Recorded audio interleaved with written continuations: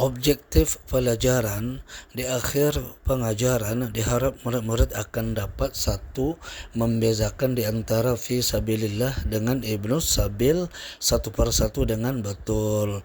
Dua, dapat menyenaraikan syarat-syarat ibnu sabil berhak menerima zakat satu persatu dengan betul. Dan yang ketiga, dapat menjelaskan beberapa masalah berkaitan dengan ibnu sabil satu persatu dengan betul.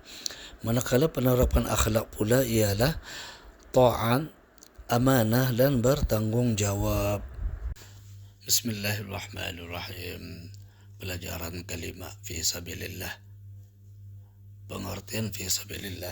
Fi sabilillah bermaksud orang yang berperang secara sukarela bagi menegakkan dan mempertahankan kebenaran dan kesucian agama Islam, yakni berjihad dan berjuang demi kepentingan menegakkan agama Islam.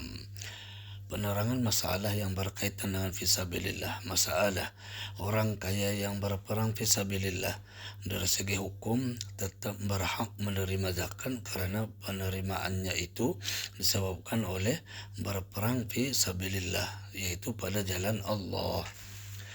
Pendapat atau tafsiran lain mengenai arti fisabilillah, iaitu satu, fisabilillah termasuklah artinya orang yang hendak menunaikan fardu haji tetapi kekurangan belanja. Dua, fisabilillah termasuklah artinya penuntut ilmu pengetahuan yang berguna dan berfaedah untuk diri sendiri dan masyarakat ramai. Tiga, fisabilillah termasuklah artinya apa saja pekerjaan yang berkebajikan yang diredai oleh Allah, seperti mendirikan rumah sakit, jambatan, asrama, rumah tumpangan untuk anak-anak yatim, sekolah, masjid dan sebagainya.